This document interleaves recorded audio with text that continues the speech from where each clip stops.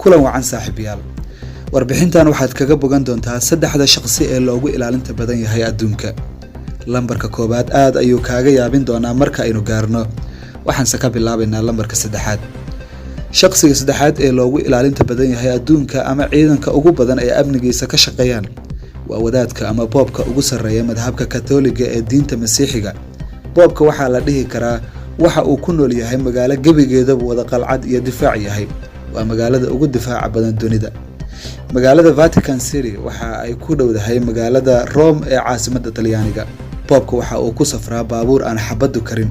markasta waxa uu heliya ilaaladan oo ka kooban ciidan military ah oo si gaar ah u tababaran. waxaa laga soo xulay ciidankii hore ee gaarka ahaa ee dalka Switzerland. lambarka labaad, Vladimir Putin, ninka gilgilay ee hooy iyo harsiimo u diiday Yurub tan iyo intii uu noqday madaxweynaha Ruushka. waxaa amnigiisa sugta hay'adda ilaalada heer federaal. hay'addan waxa ay ka kooban tahay saraakiil laga keenay hay'adda sirdoonka Ruushka FSB iyo hay'adaha kale ee sirdoonka waddankaasi. iyada oo la og yahay sumcadda sirdoonka Ruushka iyo sida ay halis u yihiin, waxay noqonaysaa arrin waali ah in qof xataa uu ku fakaro in uu wax gaarsiiyo Vladimir Putin.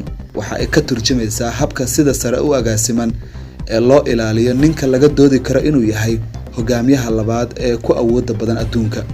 lambarka koobaad waa Kim Jong Un, hogaamiyaha Kuuriyada Waqooyi. cid kasta ayay ka yaabtay ilaaladiisa, qaabka ay iskugu dibiridan yihiin iyo nidaamkiisa ilaalo. waana mid la fahmi karo marka la eego cadowga tirada badan ee uu leeyahay. $20 milyan ayaa ku baxda ilaaladiisa kaliya sanad kasta.